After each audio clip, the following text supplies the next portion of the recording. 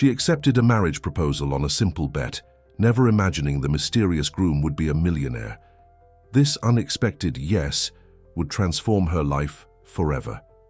If this story interests you, don't forget to subscribe to our channel and tell us what city you're watching from. Let's continue. Rain fell gently on the roof of the Cozy Corner Cafe, while Emily balanced 3 steaming cups on her tray, worn from years of use.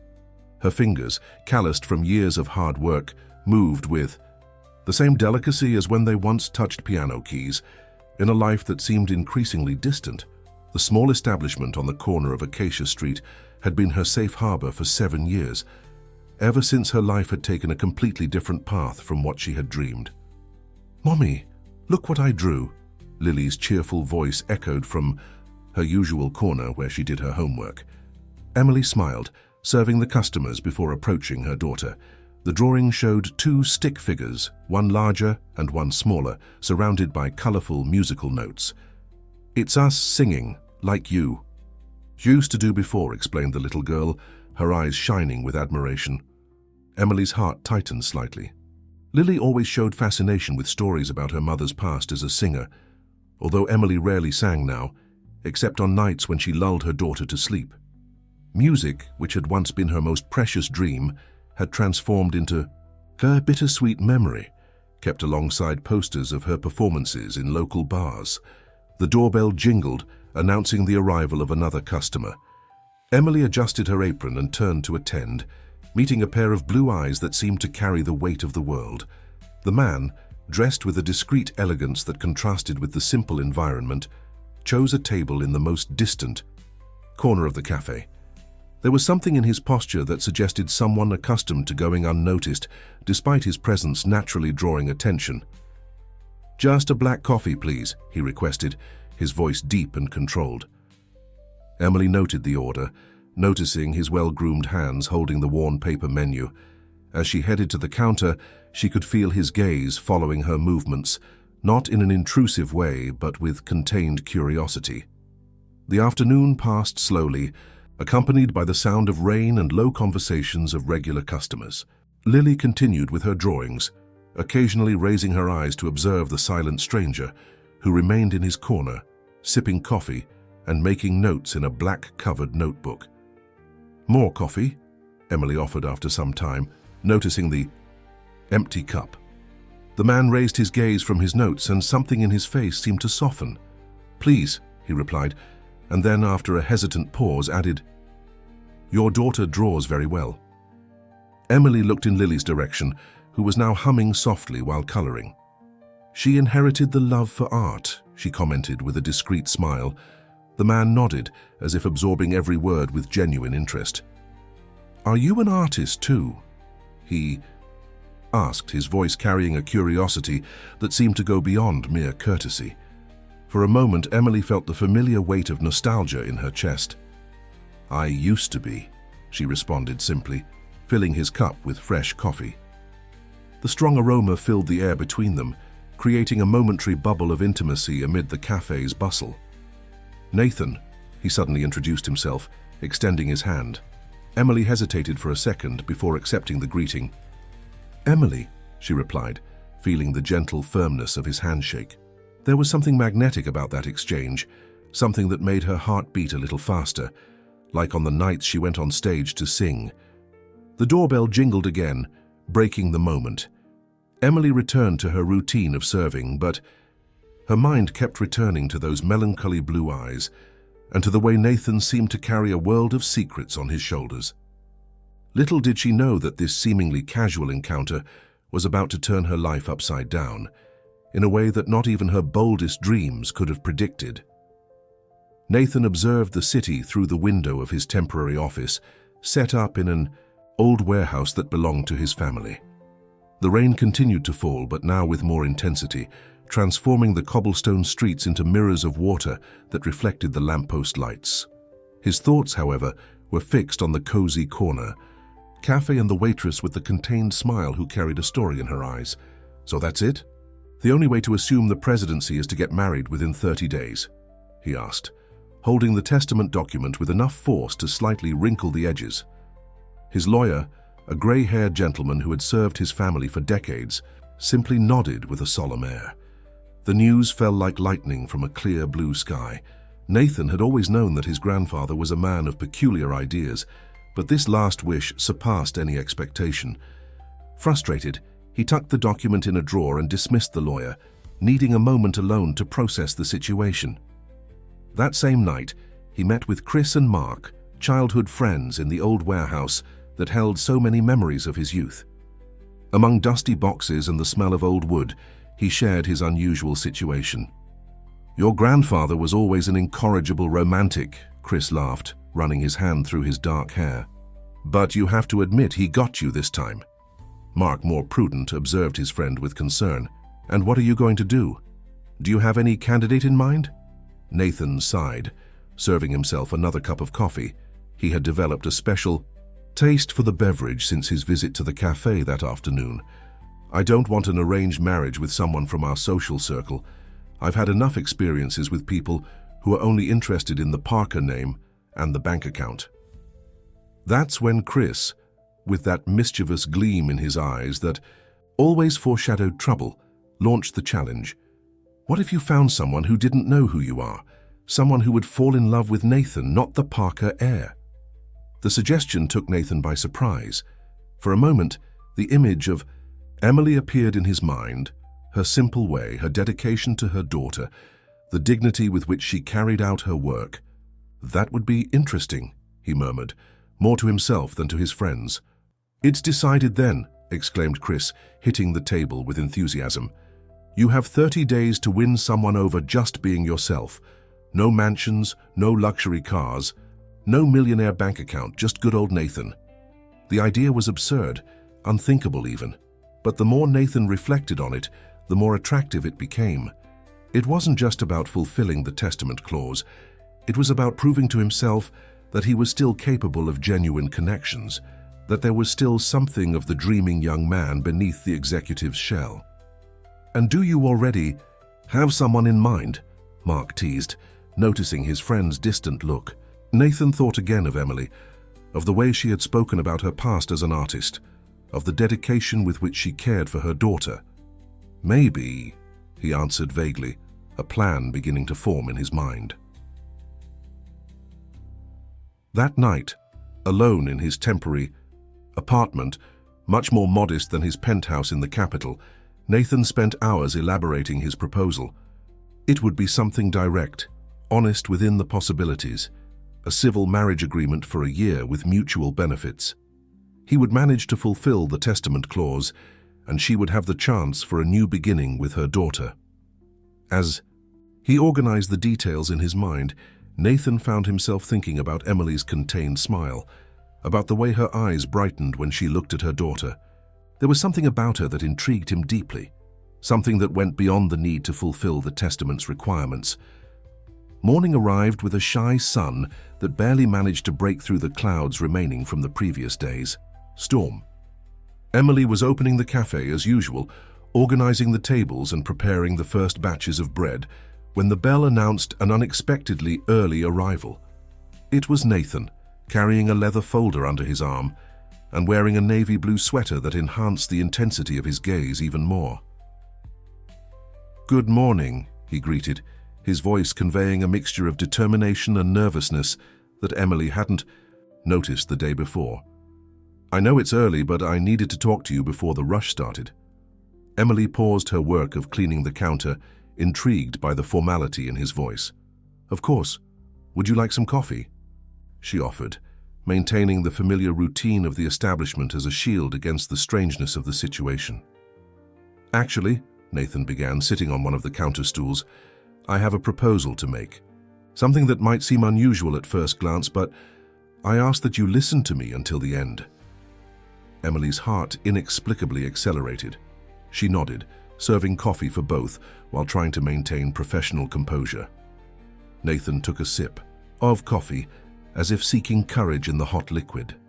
"I noticed yesterday that you and your daughter face some difficulties," he began, choosing his words carefully. "And, well, I also have my own complications to resolve, which brings me to a proposal that could benefit all of us." Emily frowned, her mind racing through 1,000 possibilities. "What kind of proposal?" she asked, her voice firmer than she felt inside. "Marriage," Nathan said simply, and before Emily could react, continued, "A civil arrangement for 1 year.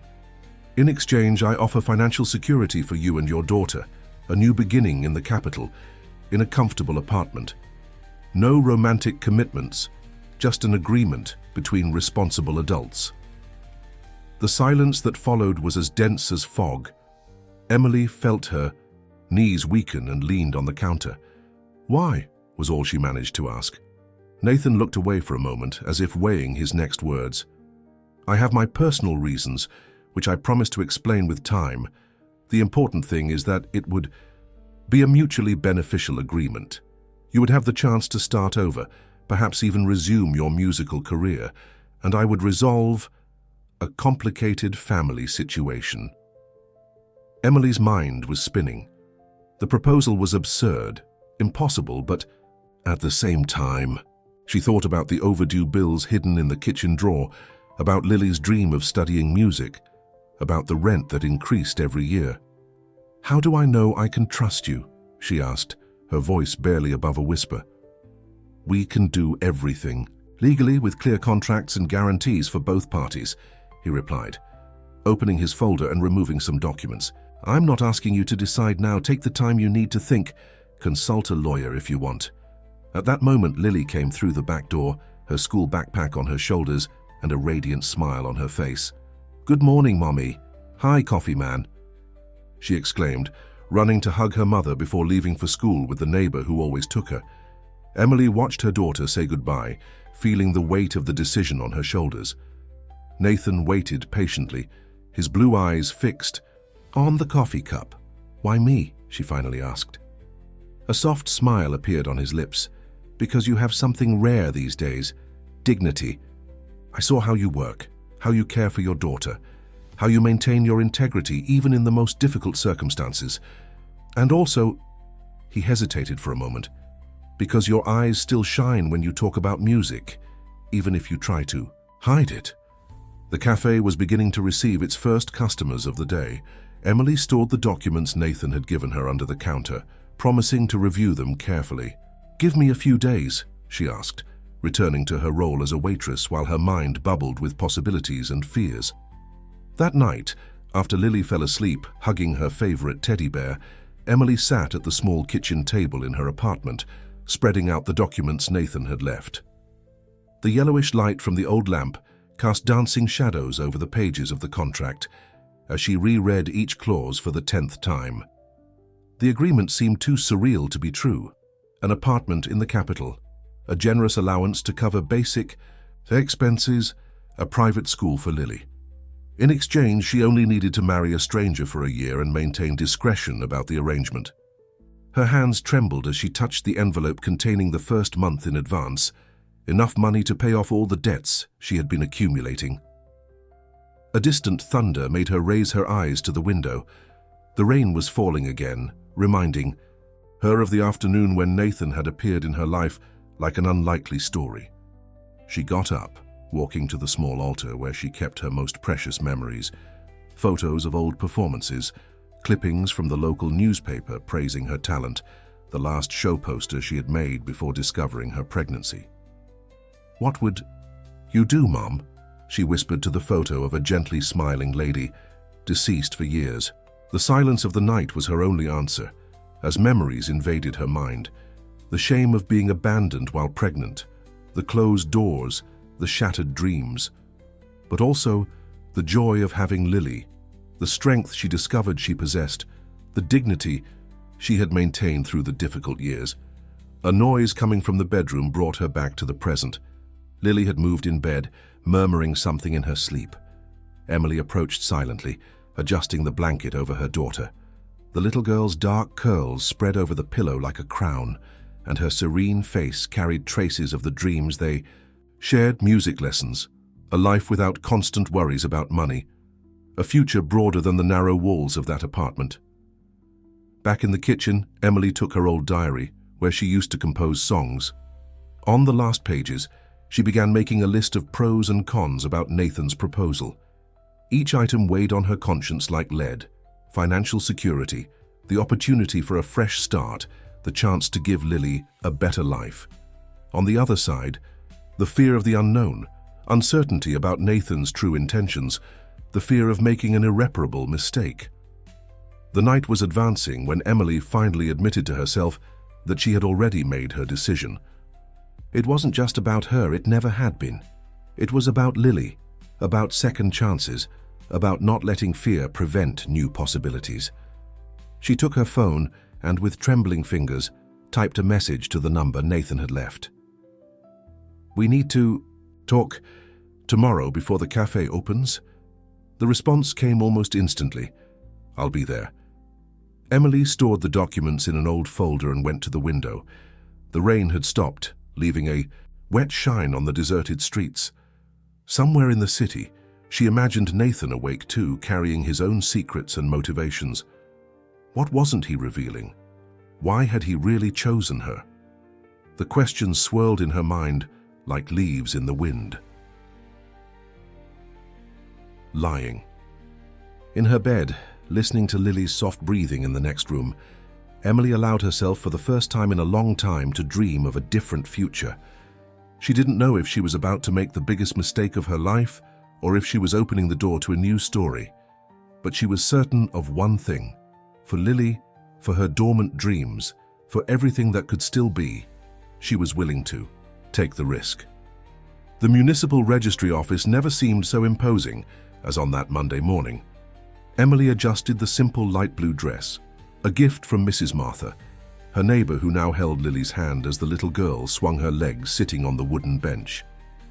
Nathan was speaking softly with the lawyer, settling the final details of the agreement that would change their lives. "Next," called the clerk, her voice echoing through the austere room. Emily felt a chill in her stomach as she walked toward the counter, Nathan right behind her. Lily waved enthusiastically, not fully understanding the magnitude of that moment. "All documentation is in order," confirmed the clerk after a quick verification. "Now we just need the signatures of the bride and groom and the witnesses." Bride and groom. The word sounded strange to Emily's ears. As she signed the papers, her mind wandered to the conversation she had with Lily the night before, trying to explain the move they would make to the capital. "But can we come back to visit Grandma Martha?" the little girl had asked, her big eyes full of concern. "Of course, my love," Emily had answered, hugging her daughter tightly. "And in the big city, you'll be able to have music classes just like you always dreamed." Lily's face had lit up with the news, and that smile was all the confirmation Emily needed that she was making the right choice. Now, watching Nathan sign the documents with his elegant handwriting, she wondered if he also carried his own doubts and fears behind that controlled facade. "Congratulations to the newlyweds," declared the clerk mechanically, stamping the last document. There was no kiss, no hugs, just a formal handshake and a small smile shared, like two actors aware of their roles in an elaborate play. "The apartment is ready for you," said Nathan as they walked out of the registry office. "I've arranged everything so that Lily can start at the new school next week." Emily nodded, holding the hand of her daughter who was skipping between them, enchanted with the idea of moving. "When do we leave?" she asked, feeling the weight of the simple ring on her left ring finger. "Tomorrow morning," he replied, checking his watch. "The moving truck will arrive at 7 to pick up your belongings. It's a 3-hour trip to the capital." The farewell. From the cozy corner cafe was more emotional than Emily had expected. The regular customers organized a small surprise celebration, complete with cake and a farewell card. Mr. Joseph, the owner of the establishment, had tears in his eyes when he hugged her. "You deserve all the happiness in the world, girl," he said, squeezing her calloused hands. "But know that you'll always have a place here if you want to come back." On that last night in the small apartment, Emily was organizing the last boxes while Lily slept. She found her old composition notebook and on impulse began to strum a new melody on the dusty guitar. The notes flowed smoothly, carrying with them hopes and fears, dreams and uncertainties. Nathan had been clear about the rules.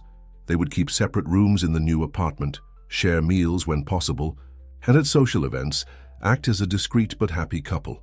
It was a well-defined script for their new life, but Emily couldn't help wondering about the unwritten pages of this story. Putting away the guitar, she walked to the window. The small town slept under a starry sky, unaware of the changes happening inside that modest apartment. Tomorrow, this familiar view would be replaced by skyscrapers and busy avenues. A new life awaited them, wrapped in mysteries and possibilities. The elevator rose silently to the 12th floor of the elegant building in the heart of the capital. Lily squeezed Emily's hand, her wide eyes reflecting the shine of the mirror that covered the walls. Nathan guided them down the corridor decorated with abstract paintings to a double dark wood door. "Welcome to your new home," he announced, turning the key in the lock. The door opened, revealing an apartment that made Emily catch her breath. Natural light invaded the environment through large windows, illuminating a space that seemed straight out of a decorating magazine. "Wow!" exclaimed Lily, releasing her mother's hand and running to explore. Her steps echoed on the light wooden floor as she discovered each room with childish enthusiasm. Emily remained standing at the entrance, absorbing the details. The elegant but comfortable furniture, the kitchen equipped with modern appliances, the panoramic view of the city that extended to the horizon. It was much more than she had imagined when Nathan mentioned a comfortable apartment. "It's a bit too much," she murmured, feeling out of place amid so much luxury. Nathan, who was observing her reactions attentively, shrugged. "It's just an apartment that belongs to the family." It was empty anyway. "Mommy, Mommy!" Lily's excited voice echoed down the hallway. "Come see my room. There's a bookshelf full of books and even a keyboard." Emily followed her daughter to a room decorated in soft shades of green and yellow. A new electronic keyboard rested on a stand by the window, and a small library occupied one of the walls. Lily was already sitting on the keyboard bench, reverently, stroking the keys. "I thought she might like to start practicing before the music classes," explained Nathan, standing at the door. There was something in his gaze, a mixture of satisfaction and something deeper, as he observed the girl's joy. Emily's room was equally impressive, with a king-size bed and a spacious closet, but it was what she found on the dresser that made her heart skip a beat. A framed photo of one of her old performances, when she still dreamed of making music her life. "How did you—" she began, picking up the frame with trembling hands. "I did a little research," admitted Nathan, maintaining a respectful distance. "I found some old newspaper clippings. You are very talented." Emily placed the frame back on the dresser, fighting against the emotion rising in her throat. That image represented so much: interrupted dreams, difficult choices, a past that now seemed to belong to another person. The rest of the day was dedicated to organizing the moving boxes, which seemed small and out of place amid the elegance of the apartment. Nathan showed them how the modern kitchen equipment worked and explained about the building's security service. "I'll need to travel for work in the next few days," he informed during dinner. "Italian food delivered from a nearby restaurant. But I've left a list of important contacts and cards for basic expenses." Lily had already fallen asleep in her new room, exhausted but happy after a day of discoveries. Emily remained in the living room, observing the city lights through the huge windows. The reality of her new life was beginning to settle in. She was married to a man she barely knew, living in an apartment that seemed like a dream, about to start over in a city where she knew no one. "Having regrets?" Nathan's voice surprised her. He was standing near the grand piano that occupied a corner of the room, another detail she was trying not to think too much about. "No," she answered after a moment of reflection. "Scared, perhaps, but not regretful." The weeks began to pass in the new apartment, and gradually a routine was established. Lily adapted quickly to the new school, enchanted with the music classes that were now part of her curriculum. Emily watched her daughter flourish, her small fingers increasingly agile on the keyboard, her crystalline voice filling the apartment with childish melodies. On a particularly sunny afternoon, while organizing some sheet music that Lily had brought from school, Emily found a folded flyer between the sheets. "Benefit Performance, City Talents." Her eyes scanned the information with growing interest. It was an event that would gather local artists to raise funds for a social project. "You should sign up," Nathan's voice startled her. He had returned earlier from one of his frequent business trips and now was observing her from the door of the music room they had improvised in the apartment. "I don't know." Emily hesitated, her fingers unconsciously caressing the piano keys. "It's been so long." Nathan approached, taking the flyer from her hands. "Lily told me that you've been singing with her during the exercises, said that your voice is like the princesses in the movies." He smiled, quoting the little girl's words. Emily felt her face warm. It was true that, in the last few weeks, she had allowed herself to sing more, especially during Lily's study sessions. The music, which had been dormant in her chest for so long, was beginning to awaken again. "What if I make a fool of myself?" she questioned, more to herself than to Nathan. He sat beside her on the piano bench, maintaining a respectful distance that had already become habitual between them. "Impossible," he replied simply. "Besides, it would be a great opportunity to meet people from the local music scene." There was something in his tone of voice, a mixture of encouragement and something deeper, that made Emily look into his eyes. In the last few weeks, she had noticed subtle changes in Nathan, more frequent smiles, longer conversations during dinner, a genuine interest in Lily's progress in music. "Why do you care so much?" she asked softly, breaking one of the tacit agreements they had established, not to question each other's motivations too much. Nathan remained silent for a moment, his fingers playing distractedly with one of the piano keys. "Maybe because it's time for both of us to stop hiding," he finally answered. Before Emily could process the meaning of those words, Lily burst into the room, carrying a new sheet of music she wanted to show. The moment dissipated like smoke, but left a trail of unanswered questions hanging in the air. That night, after Lily fell asleep, Emily sat at the piano. Her hands moved hesitantly over the keys, gradually finding the melody she had started to compose on her last night in the small town. The notes flowed more easily now, carrying not only melancholy but also hope. From across the hallway, Nathan listened to the soft music, a discreet smile on his lips as he worked on his laptop. On the screen, an important email awaited a response, something about the company presidency and decisions that needed to be made. But for the first time in a long time, business could wait.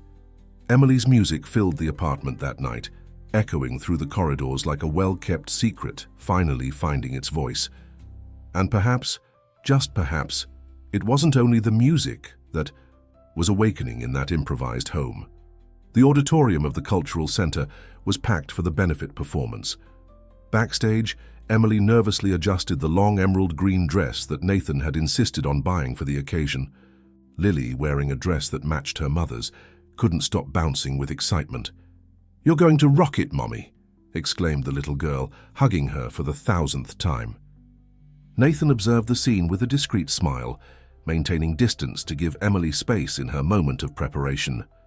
5 minutes, announced one of the organizers, passing hurriedly by the artists who were preparing. Emily felt her heart accelerate. It was her first public performance after such a long time, and the song she had chosen was special, the composition that was born during her transition to this new life. "I have something for you," Nathan approached, extending a small velvet box. Inside, a delicate silver necklace with a pendant in the shape of a musical note sparkled under the dressing room lights. "For good luck," he explained, helping her to put on the jewelry. The gentle touch of his fingers on her nape sent a shiver down her spine, and their gazes met through the mirror. There was something different in the air between them, something that had been growing silently in the last few weeks. "Emily Martinez, you're next," called the organizer, breaking the moment, with a last hug from Lily and a meaningful look at Nathan. She walked to the stage. The silence of the audience was palpable when she sat at the piano. Taking a deep breath, Emily began to play. The first notes of her composition filled the auditorium, and when her voice joined the melody, it was as if all the years of silence had never existed. In the first row, Lily held Nathan's hand tightly, her eyes shining with pride. He, in turn, couldn't take his eyes off the stage, completely hypnotized by the transformation happening before him. This wasn't the contained Emily he had met at the cafe. She was an artist in her element, shining with her own light. Among the spectators, a man in an elegant suit was making notes on his phone, his experienced eyes recognizing something special in that performance. Richard Torres, one of the most respected music producers in the city, didn't usually attend benefit events, but something had brought him there that night. When the last note dissipated in the air, there was a moment of absolute silence before. The audience exploded in applause. Emily opened her eyes, which she had kept closed during the entire performance, to find a standing ovation. Lily was jumping with joy, and Nathan was looking at her in a way that made her heart skip a beat. Backstage after the performance, Richard Torres approached. "Miss Martinez, or should I say, Mrs.?" He looked quickly at the ring on her hand. "Emily, please," she replied, still breathless from the emotion of the performance. Nathan approached discreetly, positioning himself at her side in a protective manner. "Was that composition yours?" asked Richard, and upon seeing her affirmative nod, continued, "I have a proposal for you. I'm looking for new talent for a special project, and your voice, your stage presence, is exactly what I'm looking for." Emily felt the world spin slightly. A proposal? Now? She looked at Nathan, who maintained a neutral expression, and at Lily, who was still smiling radiantly, unaware of the importance of that conversation. "Here's my card," Richard extended a small, elegant paper rectangle. "Think about it. We can talk in more detail at my office next week." After the producer walked away, Emily stood looking at the card in her hands, feeling the weight of the possibilities it represented. "This is amazing," she murmured, more to herself than to the others. "You deserve it," Nathan said softly. "You always did." At that moment, Lily, who had moved away to talk with other children, came running back with a magazine in her hands. "Look what I found on the couch in the dressing room, Mummy. The man in the photo looks like Uncle Nathan." Emily's blood froze when she saw the magazine cover. It was an old business publication, but there it was, unmistakable. Nathan's face, under the headline, "The Silent Heir and the Bet of the Century." The journey back home was enveloped in a heavy silence. Lily, exhausted by the night's excitement, slept in the back seat of the car, while Emily firmly held the magazine in her lap, her fingers pressing the pages with such force that they left small marks on the glossy paper. Nathan kept his eyes fixed on the road, his fingers nervously drumming on the steering wheel. The air inside the vehicle seemed dense, loaded with unspoken words and unformulated questions. The nocturnal city passed like a blur through the window, its lights reflecting on both their tense faces. Upon arriving at the apartment, Emily carefully put Lily to bed, kissed her forehead, and gently closed the bedroom door. Her heart was beating rapidly as she walked to the living room, where Nathan awaited her, standing by the window that overlooked the illuminated city. "Nathan Parker," she said, her voice trembling slightly as she held the open magazine.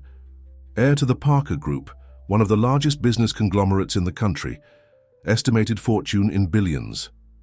Each word came out like a silent accusation.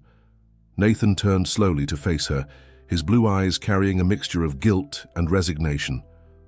"Emily, I can explain," she interrupted, keeping her voice low so as not to wake Lily. "Explain that you've been lying all this time, that this whole arrangement is part of some kind of bet." He took a step toward her, but Emily backed away. "It wasn't like that," he protested. "The bet, yes, it started as a provocation from my friends, but it became much more than that." "More what exactly?" Emily asked, leafing through the magazine until she found the complete article. Her eyes ran over the pages, absorbing fragments of information that made her stomach turn. "A social experiment, a way to prove that you can win someone over without using your money. You don't understand." Nathan ran his hand through his hair in a gesture of frustration. "My grandfather left a clause in the will. I needed to get married within 30 days to assume the company presidency. But I was tired of people who only approached me for my name, for my money." Emily felt a bitter laugh rise in her throat. "So you decided to look for someone vulnerable enough to accept a strange agreement? A single waitress, with a daughter to raise and bills to pay? No. His voice came out louder than intended, and both made a pause, attentive to any sound coming from Lily's room. I chose you because in that cafe I saw a woman who maintained her dignity even in the most difficult circumstances. Someone who put her daughter's happiness above everything, who still dreamed, even when the world seemed to conspire against her dreams. Emily sat on the sofa, feeling the weight of all the revelations. The music producer's card weighed in her, pocket-like lead. And now all this support for my music, is it also part of your redemption plan? Nathan knelt before her, maintaining a respectful distance. Everything I did regarding your music was because I believe in your talent, because I saw how your eyes shine when you sing, how music is part of who you are. How can I believe you? Now? She asked, her voice almost a whisper. How can I know what is truth and what is part of this act? A soft sound interrupted them. Lily had appeared at the door of the living room, rubbing her eyes sleepily. Mommy? Uncle Nathan? Who fighting? Emily rose quickly, forcing a smile. No, sweetie, we're just talking. Let's go back to bed. While taking Lily back to the bedroom, Emily could feel Nathan's gaze on her back. Her mind was boiling with unanswered questions, with contradictory feelings that threatened to suffocate her. How had she allowed her heart to begin to open for someone who had built their entire relationship on lies? Upon returning to the living room, she found Nathan still standing in the same place, holding an envelope that wasn't there before. What is this? She asked, hesitant. The truth, he replied simply. All of it, including a letter from my grandfather that I found recently. Read it when you're ready, please. The sun was already rising when Emily finally finished reading all the documents from the envelope. Her hands trembled slightly as she held the last page, a handwritten letter from Nathan's grandfather, dated a few days before his passing. The words of the man she had never known echoed in her mind with a disturbing clarity. My dear grandson, the letter said, when you read this you will have already discovered the clause in the will. It may seem cruel on my part, but you need to understand. I saw how the weight of our name and our fortune was transforming you, how disappointments made you build walls around your heart. The clause was never about the marriage itself. It was about you finding someone who would love you for the man you are, not for the empire you will inherit. Emily let the letter fall onto her lap, observing the sky that was clearing through the window. The last hours had been an emotional roller coaster, anger, hurt, confusion, and, surprisingly, understanding. Among the documents, she found records of anonymous donations that Nathan regularly made to social projects, old photos of him playing piano at school performances, newspaper clippings about his refusal to appear at high society events. A noise coming from the kitchen brought her back to reality. Lily was awake, and she could hear her animated voice conversing with Nathan. She approached the door silently, observing the scene, her daughter sitting on the kitchen counter, helping Nathan prepare pancakes, a Sunday tradition he had started weeks ago. But why don't you tell Mommy that you're rich? Lily asked innocently, while sprinkling chocolate on her pancake. She always says that lying is wrong. Emily held her breath, waiting for the response. Nathan paused his movement at the stove, carefully considering his words. Sometimes, Lily, people are afraid that others will only like them for the wrong reasons. I was afraid your mother would change with me if she knew the truth from the beginning. But Mommy doesn't care about money, declared Lily with the simple wisdom of children. She always says that the most important thing is to have music in your heart. Emily felt silent tears stream down her face. It was true. Money had never been her motivation. Even when accepting Nathan's agreement, it had been the promise of a fresh start, the chance to give a better life to Lily, that had moved her. Your mother is a very special woman, Nathan replied softly, and I don't want to lose you too. The vulnerability in his voice made something stir inside Emily. She remembered all the small moments of the last few months, how he always made sure that Lily had everything she needed for her music classes, how he respected Emily's space even when it was obvious he wanted to get closer, how his eyes shone when he heard her sing. Why didn't you tell me before? Emily finally revealed herself, entering the kitchen. Nathan and Lily froze, pancake halfway to the little girl's mouth. "Because each day that passed, it became more difficult," he answered after a moment. "The more real this became, the more I feared losing everything." "This what?" pressed Emily, her heart beating strongly in her chest. "This," he gestured between them. "Our family.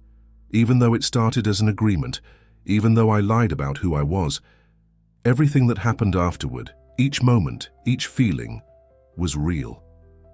Lily looked from one to the other, her big eyes absorbing every word. "Like in Grandma Martha's stories?" she asked. "When the prince disguises himself as a peasant?" Emily couldn't help a small smile even through tears. "It's not quite like that, sweetie. It's more complicated than that." "Why is it more complicated?" insisted Lily. "If you like each other, what's the problem?" Richard Torres's office occupied the entire top floor of a business building downtown. Emily adjusted the borrowed blazer from a neighbor, while the secretary led her through corridors decorated with gold and platinum records. In her hands, she clutched the folder with her compositions, some old, others born in the last weeks of emotional turbulence. "Emily, what a pleasure to see you again," Richard rose from his leather armchair, gesturing for her to sit. "Did you bring your compositions as we agreed?" She nodded, handing over the folder with slightly trembling hands. While the producer examined the sheet music, Emily let her thoughts wander to the events of the last few days. After the discovery about Nathan, a kind of silent truce had been established between them. They continued sharing the apartment, but now there was a weight in the air, an unresolved tension that hung over every interaction. "This is extraordinary," Richard's voice brought her back to the present. He was holding one of the most recent sheet music, his eyes shining with professional enthusiasm.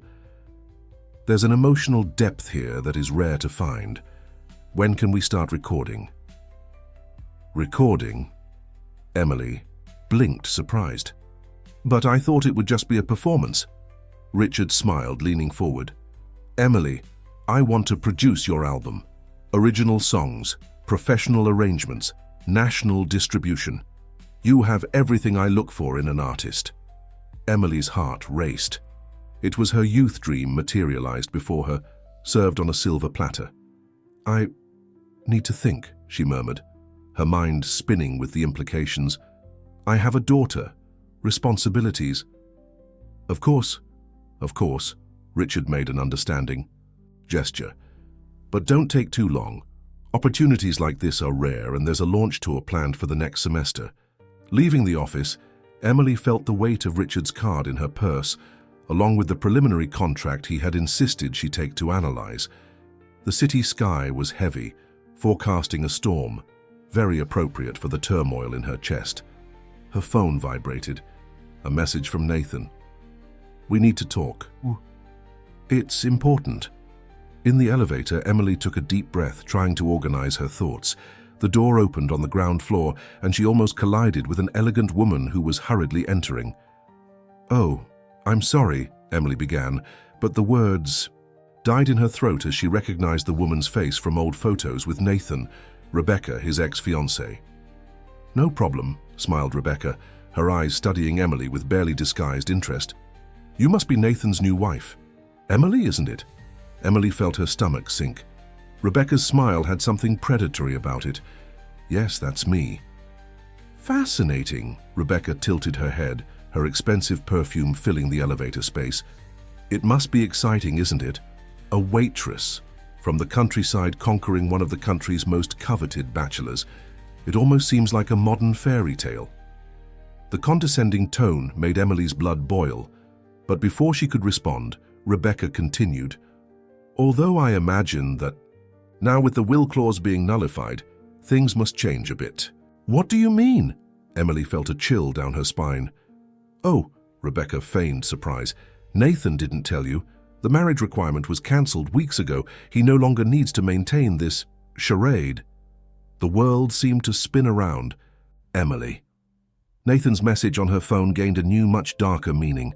Outside, the first thunders echoed through the city as the first raindrops began to fall. The rain was falling heavily when Emily entered the apartment. Lily was at a classmate's house for a group project, and the silence of the place seemed deafening. Nathan was waiting for her in the living room, standing by the piano, holding an envelope she didn't recognize. "How was the meeting with Richard?" he asked, his voice trying to sound casual, but Emily could perceive the underlying tension.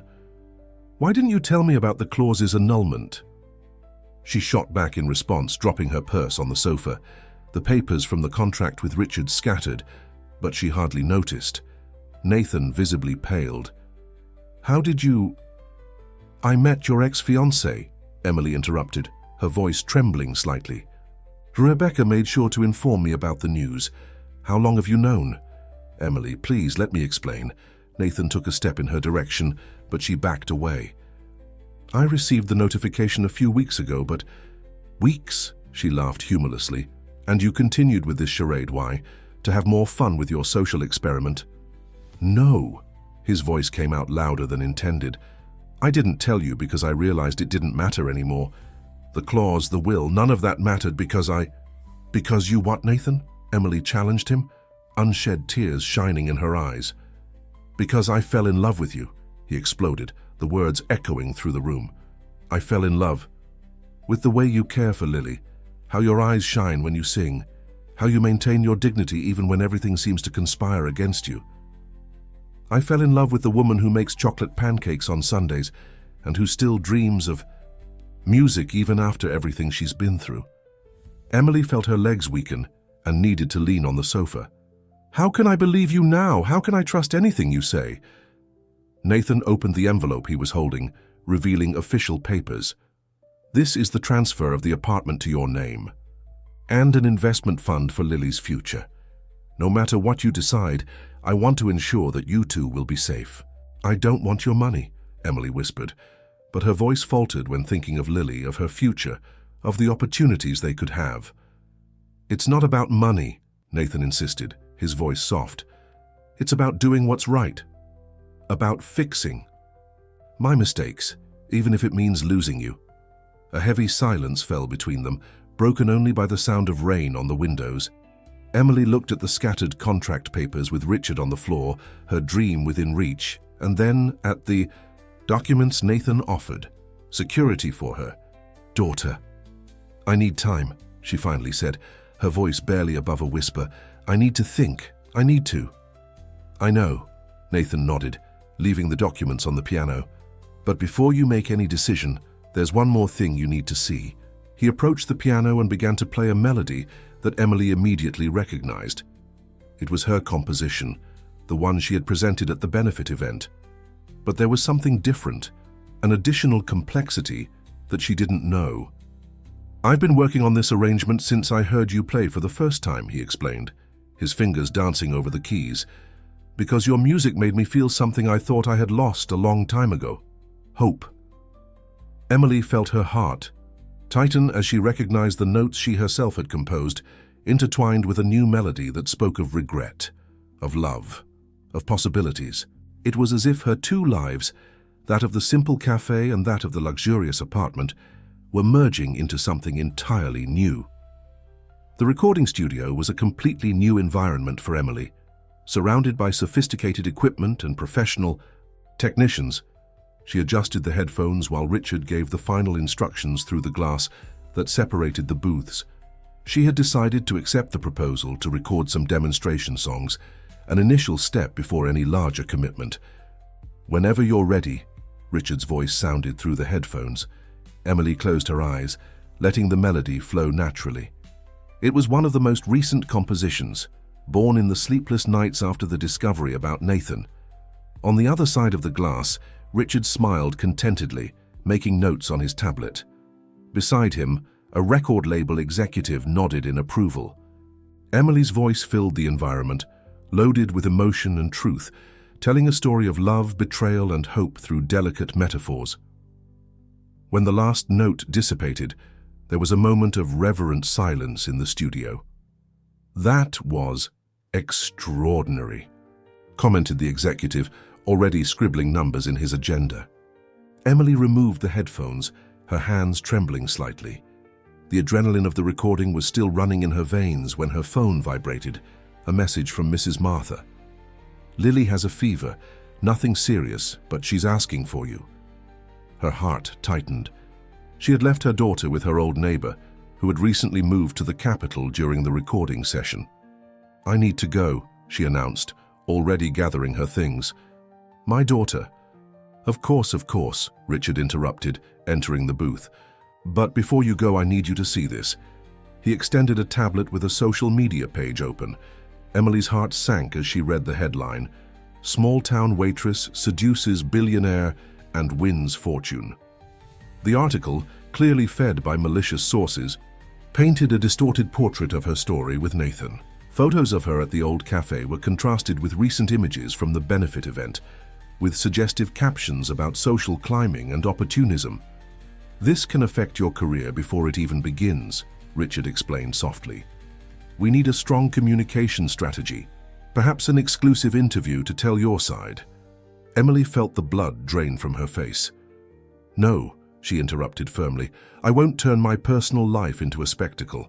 And now, I really need to go. My daughter is sick." She left the studio in a hurry, her mind a whirlwind of concerns. In the taxi, more messages arrived, friends sharing links to other sensationalist articles, each one more cruel than the last. One of them even mentioned Lily, speculating about her paternity. Upon arriving at Mrs. Martha's apartment, she found Lily curled up on the sofa, cheeks rosy with fever. "Mommy," the little girl called with a weak voice, "the kids at school were saying strange things today." Emily felt her heart break. She sat beside her daughter, pulling her into a tight hug. "What kind of things, my love?" "They said you only married Uncle Nathan because of the money," Lily sniffled. "But I know that's not true. You sing to him like in Grandma Martha's stories about people who really like each other." Lily's innocent words hit Emily like lightning. It was true. In the last weeks, even amid confusion and hurt, she had found herself singing not only at the piano, but in small domestic moments, as she used to do when she was truly happy. Her phone vibrated again. It was Nathan. "We need to talk," said the message. "I found a way to protect you and Lily from all this media circus, but I need you to trust me one last time." Emily looked at her daughter, who was now sleeping in her lap, and at the notifications that kept arriving on her phone. Somewhere between the dream of a musical career and the complex reality of her marriage to Nathan, she needed to find a path that preserved what was truly important. Nathan's private office occupied the top floor of one of the most prestigious buildings in the city. Emily had never been there before. It was as if she were entering a part of his life that had always been in the shadows. Lily, already recovered from the fever, held her hand firmly as the secretary led them through frosted glass doors. Nathan was waiting for them in a meeting room with a panoramic view of the city. He wasn't alone. His lawyer and a man that Emily recognized as Chris, the friend who had suggested the fateful bet, were present. "Thank you for coming." Nathan stood up, his voice carrying a mixture of relief and apprehension. "Chris has something important to say." Nathan's friend seemed uncomfortable, avoiding looking directly at Emily. I came to confess my part in all this. I was the one who leaked the story to the press. I was drunk bragging at a bar, and a journalist overheard." Emily felt her legs weaken and needed to sit down. Lily, sensing the tension in the air, squeezed her hand more tightly. "But I also came to fix my mistake," continued Chris, sliding a folder across the table. "I signed a statement taking full responsibility for the leak and clarifying that the bet story was my invention. The legal team is already preparing the necessary retractions." "Why?" Emily managed to ask, her voice almost a whisper. "Because I saw what I did to my best friend's life," Chris answered, finally meeting her gaze. "Nathan has never been as happy as in the last few months, and I destroyed that with a stupidity." Nathan approached the window, his back tense. "There's one more thing," he said, turning to face Emily. "I've decided to give up the company presidency." An astonished silence filled the room. "But why?" It was Lily who asked, her childish voice breaking the tension. "Because some things "Are more important than business," Nathan replied, a small smile appearing on his lips as he looked at the little girl. "I discovered that I want to create something new, something that unites music and education, and I want to do that with people who truly matter to me." Emily felt her heart accelerate. "What exactly are you proposing?" Nathan took another set of documents. "A project of music schools for underprivileged children, using part of my personal inheritance independent from the business group. And," he hesitated for a moment, "I would like you to be not only my partner in this project, but the artistic director, like Julia's school?" Lily asked excitedly, referring to a classmate who studied at a private conservatory. "Better," Nathan smiled, "because it would be a school where all children could study, regardless of their financial conditions, and where their mothers could rediscover their own dreams too." Emily looked at the documents, at Lily, at Nathan. The last few weeks had been an emotional roller coaster, but something in her heart was finally settling. It wasn't just about music or money or social status. It was about building something meaningful, something that could transform lives. "And what about the record label?" she asked, thinking about the still unsigned contract with Richard. "That's your decision," Nathan replied softly. "But I want you to know that whatever your choice, I'll be by your side. Not as the Parker heir, but as the man who fell in love with the waitress who sang to her daughter in a small cafe." Lily released Emily's hand and walked to the grand piano that decorated a corner of the room. With the innocence of children, she began to play the melody she had learned in her classes, the same one that her mother used to sing at the cafe long ago. The old industrial warehouse had a peculiar charm under the late afternoon light. Emily walked through the empty space, her steps echoing on the high walls, while Nathan and the architect discussed structural transformations. Lily ran from one side to the other, her imagination already populating each corner with musical instruments and smiling children. "This would be the main auditorium," explained the architect, gesturing to the widest area.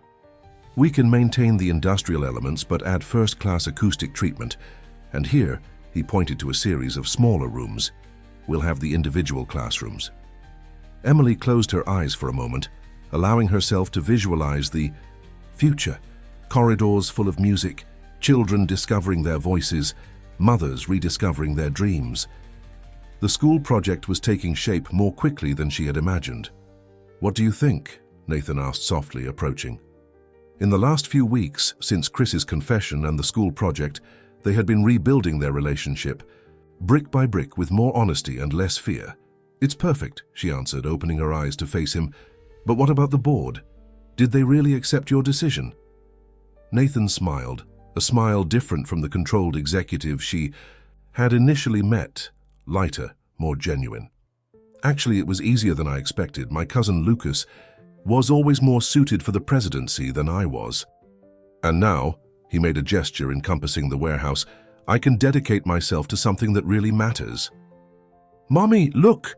Lily called from the other side of the space. She had found an old piano forgotten in a corner. Its yellowed keys still produced notes, although out of tune. Emily approached the instrument, passing her fingers over the keys with affection.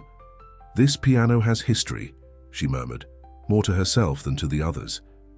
"Like us?" Lily asked, her innocence touching on a profound truth. "Like us," Emily confirmed, exchanging a meaningful look with Nathan. "Sometimes the most beautiful things need time to tune." The architect continued explaining technical details, but Emily was lost in thoughts. She remembered the tense meeting she had with Richard the week before, when she decided not to sign the contract with the record label, at least not on the proposed terms. "I don't want a traditional solo career," she had explained to the disappointed producer. "I want to make music in a different way, something that has meaning beyond the stages." Richard hadn't initially understood, but when Emily explained about the school project, about creating opportunities for other people to discover their voice, something in his eyes changed. "Maybe we can work together in another way," he had suggested. "How about documenting this journey? Showing the world that there are different ways to make music?" Now, watching Lily try to play a melody on the old piano, Emily felt that all the pieces were falling into place. not in the way she had initially imagined, but in an even more meaningful way. "You know what this place needs?" Nathan asked, interrupting her thoughts. Without waiting for an answer, he walked to Lily and began to hum the song that had become theirs, the one that Emily had composed during their first weeks together. Lily soon joined him, her childish voice mixing with his in an imperfect but true harmony. Emily felt tears in her eyes as she recognized not only the melody, but also the love that had grown between them, despite all the obstacles. "We need a name for the school," she commented, joining the two at the old piano. "How about Voices of the Heart?" suggested Lily, her eyes shining with the excitement of discovery. Nathan and Emily exchanged a look. It was perfect, not just for the school but for their whole story. The inauguration of the Voices of the Heart Music School was scheduled for a Sunday afternoon. The old industrial warehouse had been transformed into a welcoming space where modern architecture harmoniously blended with original elements of the building. The walls, once grey, now displayed colourful murals created by future students during preparatory workshops. Emily was in the new auditorium, adjusting the microphone. For the opening event, when she felt a familiar presence, Nathan approached holding 2 cups of coffee, exactly as he had done that first morning at the Cozy Corner Cafe. "Nervous?" he asked, handing her one of the cups. "A little," admitted Emily, inhaling the familiar aroma. "But it's a good nervousness, different from anything I've felt before." The auditorium was beginning to fill up. Families arrived gradually, anxious children accompanied by hopeful parents. Among them, Emily recognized faces from her old neighborhood, people who had been part of her story at the cafe. Lily ran from one side to the other, proud in her role as junior hostess, wearing a dress that matched the uniform that would be given to the first students. She stopped briefly to hug Mrs. Martha, who had made a point of coming to attend the event. "I never imagined that music in the cafe would bring us here," Nathan commented softly, observing the scene.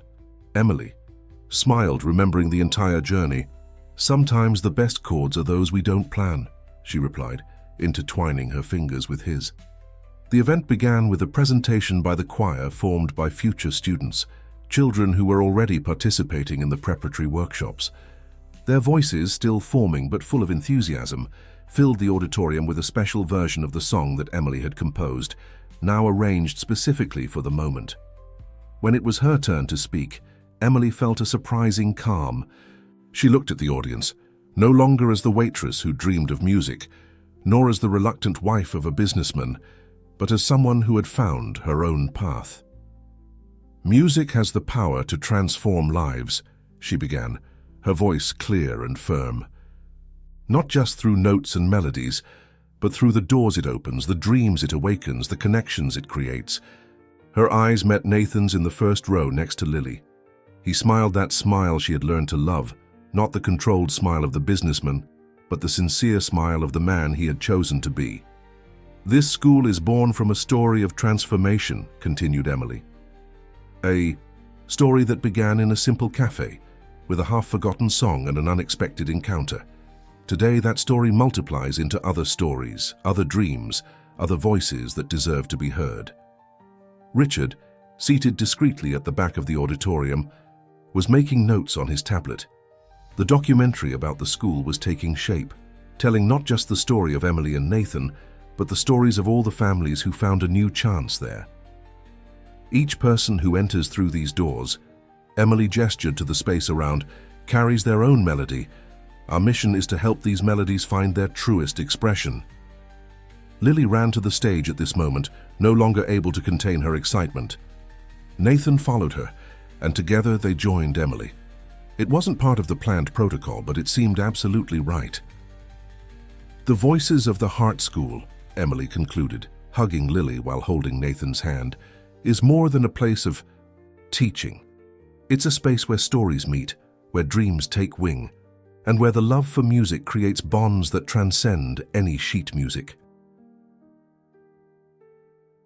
6 months after the school's inauguration, the old warehouse pulsed with life and music. Emily walked through the corridors observing the ongoing classes. In one room, children were learning their first chords on the guitar. In another, a group of mothers rehearsed a choir. Each space vibrated with the energy of dreams being realized. "Mrs. Parker?" called one of the teachers, leaving one of the rooms. "That new student, Maria, is doing extraordinarily well on the piano. I think she has potential for the special scholarship." Emily smiled, feeling a wave of satisfaction. The scholarship program had been her idea, identifying special talents among the students and providing them with advanced training. "I'll talk to her tomorrow," she replied, making a mental note. Continuing down the corridor, she stopped in front of the room where Lily had her singing class.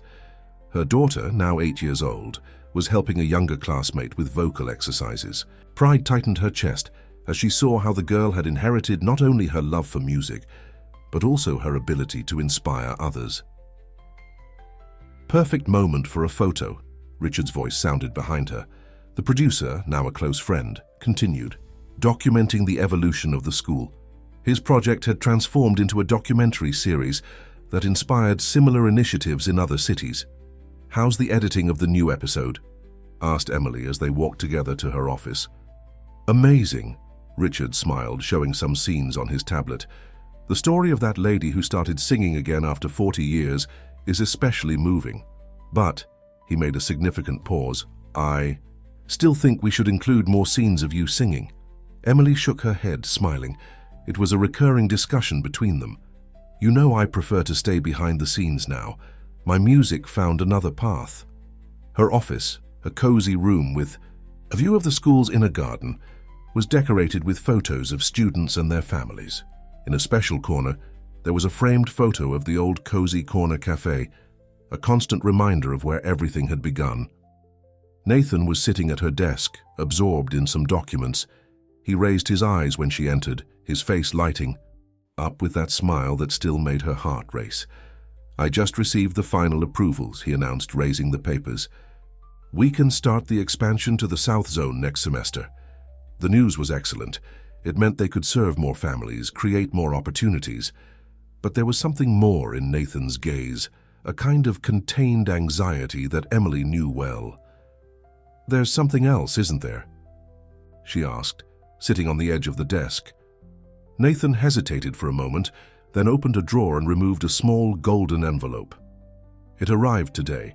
It's an invitation to present the school project at an International Music Education Congress in Vienna." Emily took the invitation with trembling hands. It was an incredible opportunity, not just for the school, but to inspire similar projects in other countries. "When would it be?" "In 3 months," Nathan replied, carefully observing her reaction. "And before you ask, yes, I've already checked. We can take Lily, and her classes wouldn't be affected. In fact," he smiled mysteriously, "there's a special children's choir performance on the program, and a certain talented girl has already been pre-selected." Emily felt tears of joy forming in her eyes. It was more than she had ever dreamed, not just for herself, but for her daughter, for her students, for all the people who found in music a path of transformation. "I knew you would cry," Nathan joked, standing up to hug her. His embrace was different now, no longer contained or formal, but full of an intimacy built day by day, note after note. The Municipal Theatre was packed for the celebration of 1 year of the Voices of the Heart. School on the stage. A choir formed by students and their families prepared for the special presentation. Emily backstage adjusted Lily's dress, who would be one of the night's soloists. "Nervous, my love?" she asked, arranging a rebellious curl in her daughter's hair. "No," Lily smiled confidently. "Grandpa Albert will be watching from above, won't he?" Emily felt her heart tighten with tenderness. Lily had started calling Nathan's grandfather, that after seeing his photos and hearing stories about how he believed in the transformative power of music. In a way, he had been the catalyst for this whole story. Nathan approached, elegant in his tuxedo, carrying a small bouquet of flowers. "For my stars," he said, giving a rose to each one. He was no longer the distant businessman that Emily had met at the cafe. Now he was a man who had found his true purpose. The signal sounded, calling everyone to their positions. Lily ran to join the choir, while Emily and Nathan headed to their seats in the first row. Before sitting down, however, Nathan held her hand. "Remember the first time I heard you sing?" he asked softly. "At the cafe, when you thought no one was paying attention?" Emily smiled, remembering those days that now seemed so distant. "You were pretending to read your newspaper, but I noticed your eyes following me." "At that moment," Nathan continued, "something in me changed. It wasn't just your voice. It was the soul you put into each note, even when you thought no one was listening." The theater began to darken, signaling the start of the show. On stage, the choir was positioning, with Lily at the center, radiant in her light blue dress. The little girl found her parents' eyes in the audience and smiled, a smile that carried all the love and security she had found in her reconfigured family. The music started softly, like a whisper, and grew. It was Emily's composition, the one that had marked so many important moments in her journey, now arranged for choir and orchestra. The voices intertwined in harmony, telling a story of rediscovered dreams and true loves. Lily began her solo, her crystalline voice filling the theater with a purity that brought tears to the eyes of many spectators. Emily squeezed Nathan's hand, feeling in that moment all the gratitude for each step of her journey, even the most difficult ones. In the last rows of the theater, Richard was filming discreetly. The documentary about the school had become a larger project than expected, inspiring people throughout the country. But tonight wasn't about cameras or exposure. It was about music, family, and the transformative power of love. When the last note sounded, there was a moment of reverent silence before the audience exploded in applause. Lily ran to her parents' arms, and there in the middle of the stage under the theater lights they embraced, no longer a convenient arrangement, but a family united by love and music. "I love you," Nathan whispered in Emily's ear, words that now flowed naturally between them, like notes of a song long kept in the heart. "I love you too," she replied, as Lily hugged them even tighter. The auditorium of the Vienna University of Music shone under golden lights when Emily took the stage to present the Voices of the Heart School project at the International Congress. The initial nervousness was quickly replaced by a serene confidence upon seeing Nathan and Lily in the first row, their smiles conveying all the support she needed at that crucial moment. With impeccable Portuguese translated into various languages, through headphones distributed to the participants, Emily began to tell the story of the school. Not just the impressive numbers. More than 500 students attended in the first year, 3 units in operation, dozens of talents discovered, but mainly the human stories behind each achievement. On the screen behind her, images from Richard's documentary showed extraordinary transformations. A 70-year-old lady performing her first piano recital, a group of teenagers from the periphery forming a string orchestra, mothers and children discovering together the liberating power of music. Each story was a living testimony to the impact the project was having. Lily, dressed in a traditional Austrian outfit she had received as a gift from a new local friend, observed her mother with eyes shining with admiration. Beside her, Nathan discreetly held a small velvet box in his pocket, a special gift he was saving for later. "Music," Emily continued her presentation, her voice laden with emotion, "knows no social barriers, is not limited by prejudices or expectations. It is a universal language that has the power to transform realities and unite hearts." Her words echoed through the auditorium, profoundly touching each person present. During the question and answer session, representatives from various countries demonstrated interest in replicating the school model. A Swiss foundation offered funding for international expansion, while a renowned Italian musical institution proposed a partnership for the exchange of students and teachers. Backstage, after the presentation, Emily was surprised by a familiar figure, Rebecca, her former rival, who now directed an important European cultural foundation. "You've achieved something extraordinary," she admitted with genuine sincerity in her voice. "I would like to contribute to expanding this project to other countries." The cocktail that followed the presentation was a whirlwind of meaningful encounters. Lily charmed everyone with her musical talent, performing informally at the piano for a group of impressed teachers. Nathan, in turn, established important connections with potential international partners, always keeping focus on the social mission of the project. Back at the hotel, while Lily slept exhausted after such a special day, Emily and Nathan walked through the illuminated garden, the starry Vienna night serving as a backdrop for an intimate moment. It was then that he took the small box from his pocket. "I know we're already married," he began, his voice soft in the quiet night, "but I want to do this right this time. No contracts, no arrangements, just the two of us and all the love that has grown between us." Kneeling, he opened the box, revealing a delicate ring with a musical note in diamonds. Emily felt tears of happiness as Nathan continued. "Emily, you not only transformed my life, but showed me a greater purpose than I ever imagined. Will you marry me again? This time? Just for love?" Before she could respond, a soft music began to play. Lily, who had awakened and discreetly followed them, was playing their melody on a piano near the garden. The moment couldn't be more perfect. "Yes," Emily answered, her voice choked with emotion. "1,000 times yes."